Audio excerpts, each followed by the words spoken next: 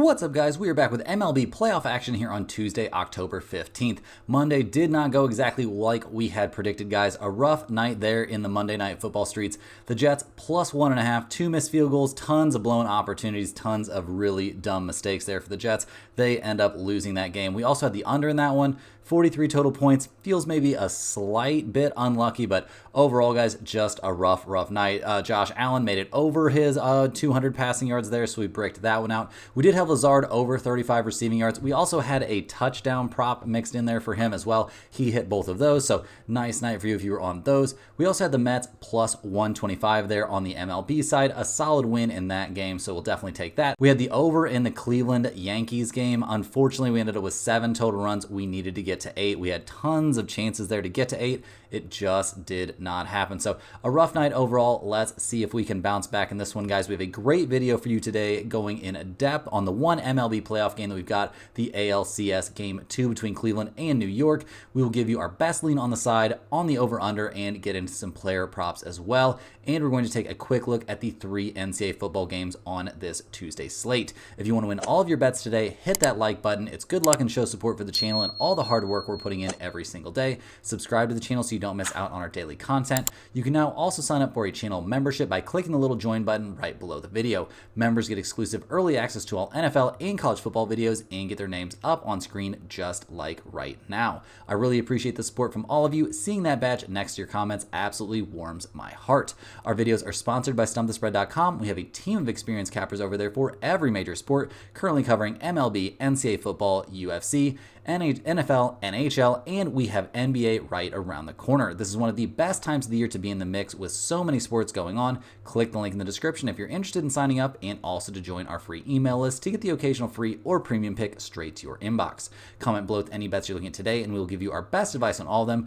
We are committed to responding to every single comment every day, so let us know anything you want to say about my picks, these videos, or anything you see here. As always, our favorite picks will be in the pinned comment down below. Now let's get into ALCS Game 2 between the Guardians and Yankees. The Yankees have to be pretty stoked with how Game 1 went, guys. A 5-2 win there for New York, so taking care of business. They got a very good start there from Rodon. Not something I was necessarily expecting, but he was lights out, guys. 6 innings, 3 hits, only a single earned run allowed. He struck out 9 in that game. Like, very good stuff from him. Absolutely nothing to complain about in that game. The bullpen also looked very good. Not maybe dominant, but very good. Plenty good enough. We saw Weaver look very good in that game. So yeah, excellent stuff there from the Yankees pitching staff. On the other side, guys, the Guardians can't be too pumped with what they got. So yeah, a little bit concerning start for them. I mean, Cobb, not somebody that they're looking to be amazing, but 3 earned runs over 2 2/3 innings, not exactly what they were hoping for. The bullpen was pretty okay, but not necessarily dominant, not what you hope for from a bullpen that's been so good over the course of this season. So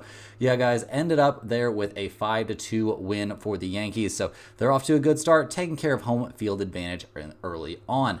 In Game 2 here, guys, we're looking at the Guardians coming into this one. Obviously, I wouldn't say they're in desperation mode, but they would really like to get a game here out of the first 2. They're going to be hitting the ball to Tanner Bybee, who's 12-8 on the season, a 3.47 ERA this year. He comes into this game pitching relatively well. He did have some trouble his last time out back on the 10th. That was at Detroit, guys. 4 innings, 4 hits, 2 earned runs allowed. That was a game we eventually saw Cleveland win 5-4, but that wasn't really Tanner Bybee's fault. And obviously, the Tigers not even in the same category in terms of, strength of hitting lineup there that the Yankees are in. So we'll see what Bybee can do against the Yankees. He had a kind of good start there against the Dodgers last month. He hasn't had a ton of experience against like super dominant hitting teams. I mean, he had a good start against, Baltimore back in June. So that's something positive. But really, guys, he hasn't faced the Yankees yet this season. So there's not a ton we can glean from that. No great head-to-head information here about Bybee, but generally speaking, he's throwing the ball relatively well coming into this game. Gonna probably need the bullpen to come in and mop up something like at least 4 innings. I would be very shocked if we see him go deeper than that into this game. So a lot of burden going to fall on that Cleveland bullpen, although it should be a bullpen that can handle it. Although they didn't look the sharpest there in Game 1. We'll see what kind of bounce back we get from him, but generally speaking, guys, this is not a day that looks to be a fantastic one here for the Cleveland Guardians pitching staff.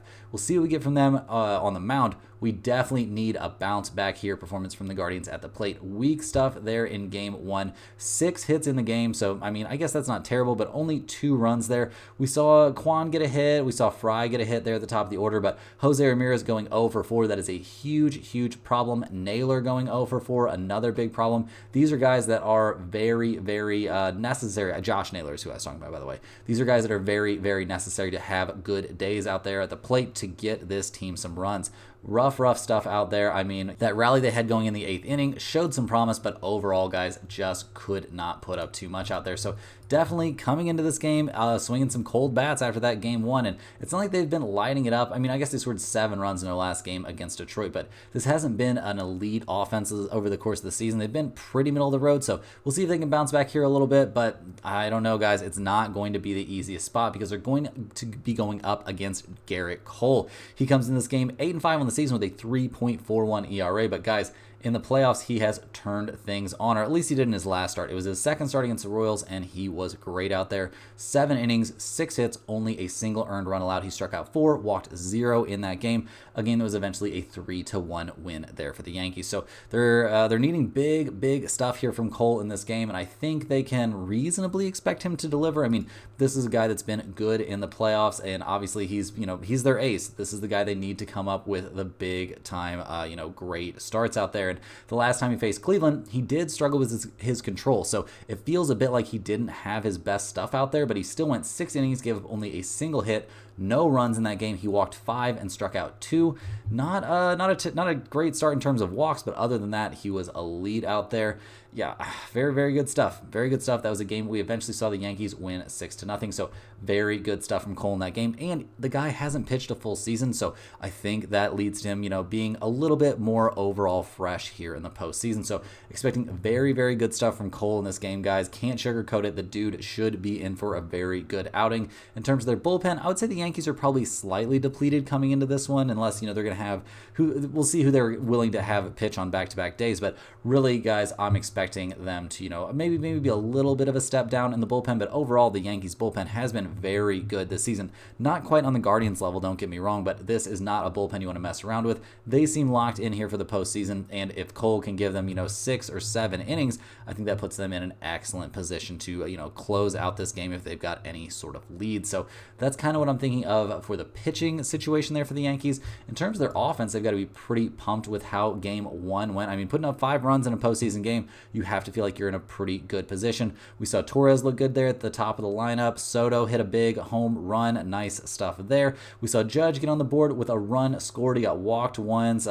Pretty decent stuff there from him. Not terrible. And yeah, Wells did look bad. Stanton got a hit there, a home run. So yeah, great stuff there from the Yankees in the top half of the order. The bottom half of the order, things looking pretty dark. So we'll see if they can kind of, step their game up a bit. But right now, guys, the top of the order is swinging the bats well, and that's what the Yankees have really needed this year, guys. Over the course of the season, this has been one of the most dangerous teams at the plate. Aaron Judge leading the way, batting .322 with 58 home runs in the regular season. They ended the year 3rd in runs scored, 9th in batting average. They were 3rd in the major leagues with a 3.33 on-base percentage.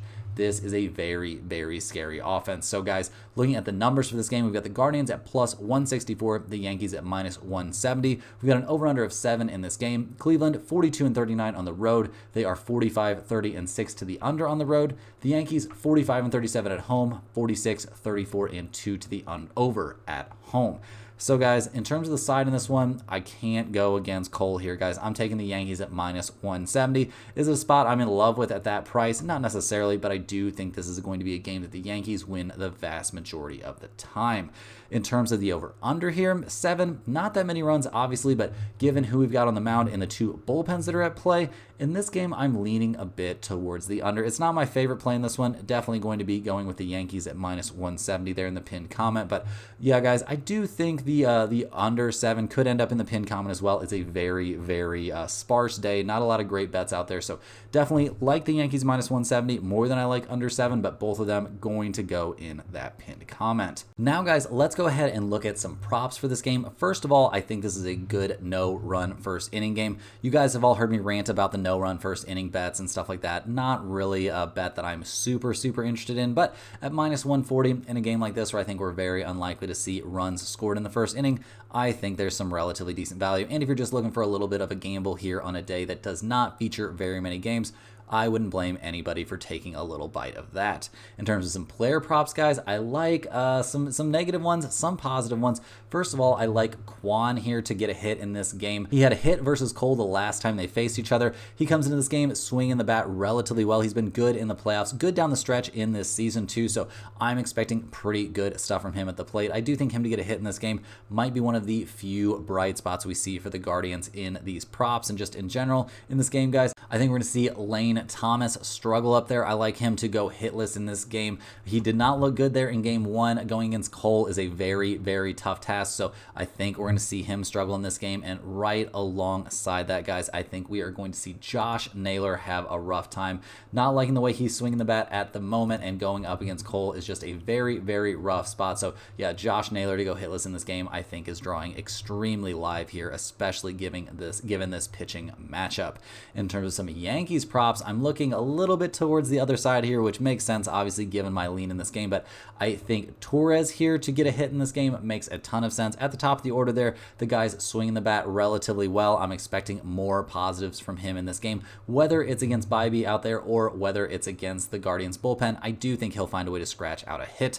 I also like Stanton in this game, over 1.5 total bases. I don't know that he'll necessarily hit a home run in this game, although if he does, we obviously cash that bet, but I do think there's a decent chance, we could see him hit a double, see him get a couple of hits in this game some way, somehow. I do like him to get over 1.5 total bases. You could obviously take him to get a home run in this game. I'm fine with that. You could take him just to get a hit, fine with that as well, but I think we're going to see good stuff from Stanton at the plate in this game. And on the same side of the coin there, guys, I like Aaron Judge to hit a home run in this game. He's a little bit due here.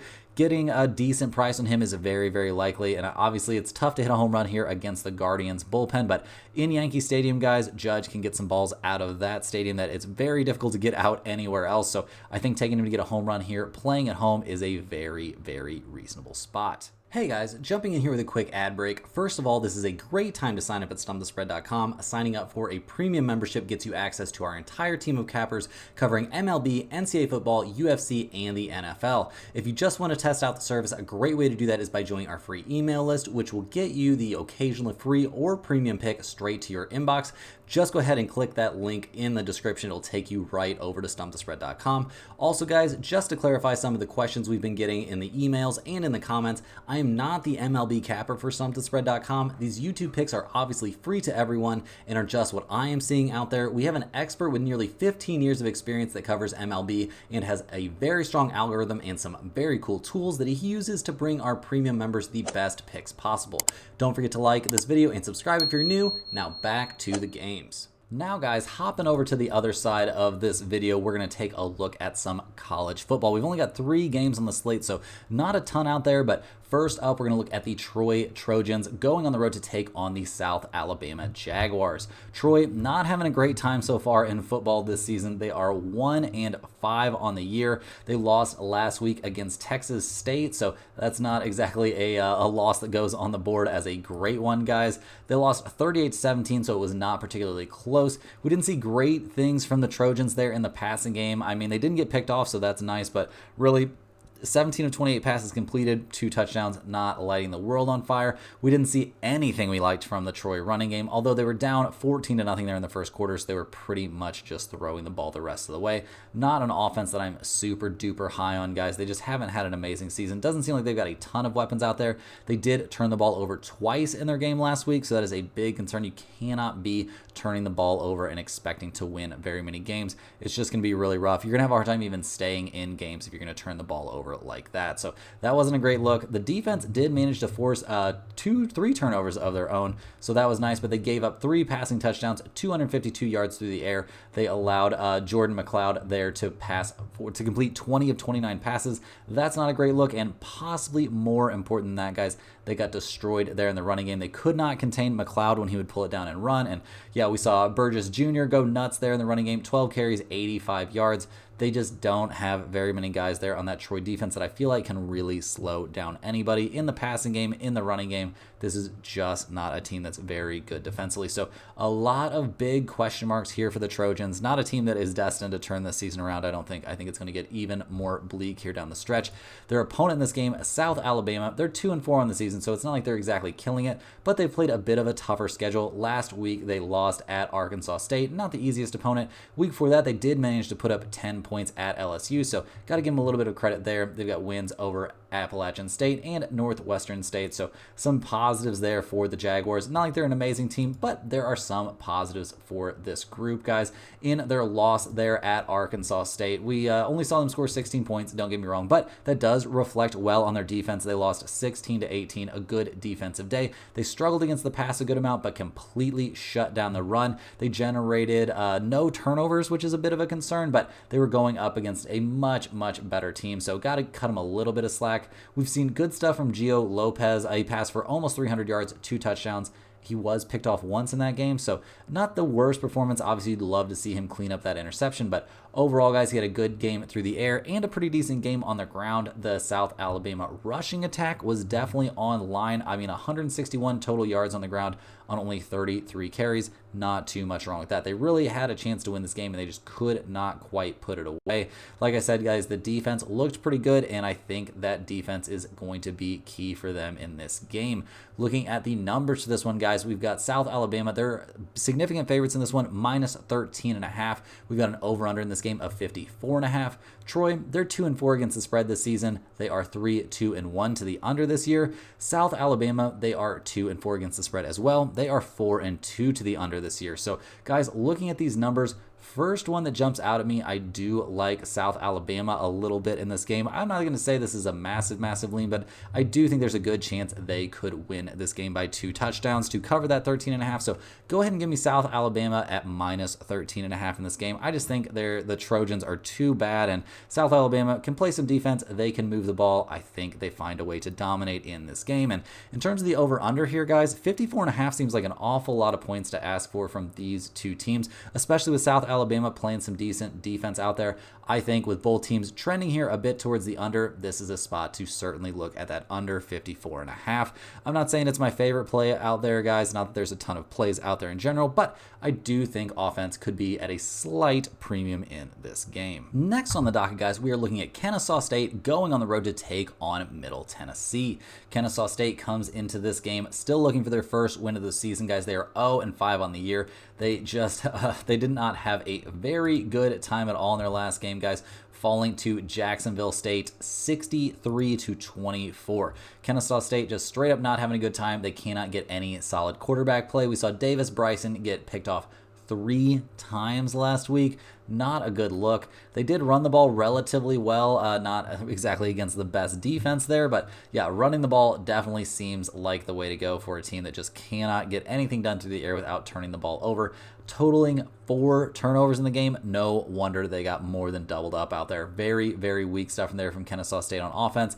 They weren't doing any favors there for the defense. Not that the defense really can stand up on its own at all. This is one of the worst defenses out there, guys. Really bad. They're allowing 36 points per game. That's 122nd in college football. That is not a good look, guys. This is not a very good defense. They absolutely could not stop the run. They gave up 384 rushing yards last week. Yikes. Generating 1 turnover in the whole game. Yikes. Just not a very good Kennesaw State team, guys. They haven't had any success this season to speak of. They haven't kept any games against, better opponents, super close or anything like that. This is just flat out a bad team that is having a very bad season. So yeah, not too high on the Kennesaw State Owls right now. They're going on the road here to take on Middle Tennessee. The Blue Raiders, they're only 1-5 on the year. They won their opening game and then have had a rough time, but they've played some tough opponents out there, guys. They played number 6 Ole Miss. Lost that one 52-3, so not great there. Western Kentucky, 49-21, so at least they put up some points. They did manage to score 17 points against Duke, but only 7 there at Memphis. And then last week, guys, they took another loss, a tough loss there against Louisiana Tech. Not like they're the worst team out there, though. I definitely don't think they are. We'll be talking about them here in the next game for sure. Last week, guys, the passing game didn't look that great there for Middle Tennessee. I mean, 24-39, 276 yards, 2 touchdowns, and an interception. Not a disaster day, but you can't have interceptions when you're playing against a better team. You got to find a way to make things work out there, and making mistakes like that, really shooting yourself in the foot. They also fumbled the ball away once, so that's not great, and they absolutely could not get the running game going, guys. 21 carries, 60 yards, 1 touchdown on the ground. You're going to have to find more offense than that if you are wanting to keep pace against better teams, especially when you are horrendous on defense, guys. They gave up over 300 passing yards. They gave up 6 passing touchdowns and 1 rushing touchdown. They gave up nearly 550-ish yards of total offense in that game. Definitely one of the worst defenses out there, guys. Not very high on this Middle Tennessee Blue Raiders defense whatsoever. They are straight up not good. So we'll see if they can bounce back a little bit in this one against a weak opponent. But guys, it could be a little bit tough out there. Looking at the numbers for this game, we see Middle Tennessee, they're -10 in this one. We've got an over-under of 51.5. Kennesaw State, guys, they are 1-4 against the spread. They are 4-1 to the under. Middle Tennessee, 1-5 against the spread and 4-2 to the over. Guys, this is going to be a nasty game between two teams that are not very good at football, guys. I'm leaning here towards Middle Tennessee at -10. This offense is going to score a ton, and while Kennesaw State might stay close early in this game, I think eventually this Middle Tennessee Blue Raiders offense is just going to score too many points. Their defense is terrible. That's my main concern in this game.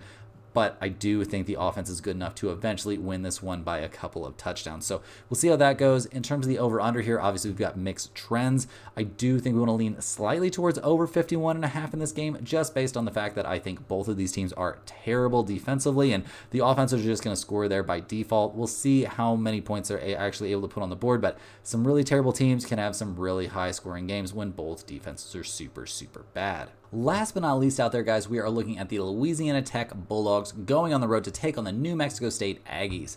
Louisiana Tech comes in this game fresh off of that win over Middle Tennessee. Very good stuff there, a 48-21 win there for the Bulldogs. They looked good in that game. They've played some tough opponents. They played a very solid game there against NC State. They almost knocked off Tulsa. This is a team that can do some positive stuff out there. They're not nearly as bad as their record, their 2-3 record would indicate. This is a squad that can put up some points, guys. 6 passing touchdowns last week. Evan Bullock looking like an absolute monster out there with 5 touchdown passes. He was really doing his thing. He completed 18 of 25 passes for 290 yards. This is an offense that can absolutely light up the scoreboard if given the opportunity, especially when they're against a weak opponent. They can run the ball extremely well. Also, guys, they put up 222 rushing yards on 45 carries. They also had a rushing touchdown out there. This is a team that can move the ball in offense, and it's a big, big deal here. I'm not going to say they've got the best defense out there, obviously. I mean, they gave up 21 points there to Middle Tennessee, but yeah, they generated a couple turnovers. That's a nice look, and over the course of the year, guys, this hasn't been a horrendous defense. They're 49th in the nation, allowing 21.6 points per game, so we'll see if they can continue to build on that. I'm expecting this defense to continue to be pretty good out here. I mean, we've seen positive stuff for them, and it's not like they're taking on the toughest opponent here, guys. They are facing off against the New Mexico State Aggies. New Mexico State 1-5 on the season. They won their season opener over SEMO by a single score. Yeah, by a single score, guys. And since then, it's been rough sailing, guys. They got shut out by Fresno 48-0 against New Mexico. Not the best team, guys. They lost 50-40. And then last week, guys, not a great look at all. Another loss there. They fell against Jacksonville State, and it was a blowout. The Jacksonville State won that game 54-13. So New Mexico State straight up not having a good time out there, guys. They couldn't get anything positive going in the passing game. I mean, Parker Award, 120 passing yards, 9 of 16, 1 touchdown, 1 interception. They turned the ball over 3 total times in that game. Very, very rough stuff there. They did get the running game going. They had 206 yards on the ground, so that's nice, but Really, guys, tough to find positives for them in this game. They're just not very good out there on offense, except for that running game. That can be okay, but the quarterback play is looking really, really subpar, and this defense is not good enough to turn the tide, guys. They didn't generate a turnover. They didn't generate an interception in that game. They give up 334 rushing yards on 49 carries. They did not generate a single turnover in the entire game and gave up 54 points. Like, this New Mexico State team is just flat out terrible, guys. They are tied for 127th in the NCAA, guys, allowing 38.2 points per game. They're 132nd in passing yards per game. This team doesn't have a good quarterback. They don't have a good defense. They have a running game, but that's really where the positives end. So not super high here on the New Mexico State Aggies. Looking at the numbers for this game, guys, New Mexico State, they're getting 11.5 points playing at home. We've got totals out there of 49.5. Guys, Louisiana Tech, they are 3-2 against the spread this year and 3-2 to the under. New Mexico State, they are 1-5 against the spread and 3-2-1 to the over this season. Guys, no major surprise here. We're not going to get complicated. We're taking Louisiana Tech to get the win and cover on the road in this one. It's less than 2 touchdowns. They're decent on defense, and I'm loving what I'm seeing in terms of their quarterback play there from Evan Bullock, looking like an absolute monster out there. So expecting big, big stuff here from the Louisiana Tech offense and just enough from the defense to get the job done. I think the Bulldogs roll in this game and get a very easy win. In terms of the over-under, I think we're going to slide slightly here towards the over 49.5. But really, guys, I don't care about that play too much at all. I am very much more focused here on Louisiana Tech just to get that comfortable, at least 12-point win. Unfortunately, guys, that's all the games we have for today. Hit that like button for good luck on all of your bets and subscribe to the channel if you're new. Let me know in the comments any questions you have on today's slate. Thanks for watching. You can click the link in the description to check out stumpthespread.com, and we'll see you guys tomorrow for more sports betting action.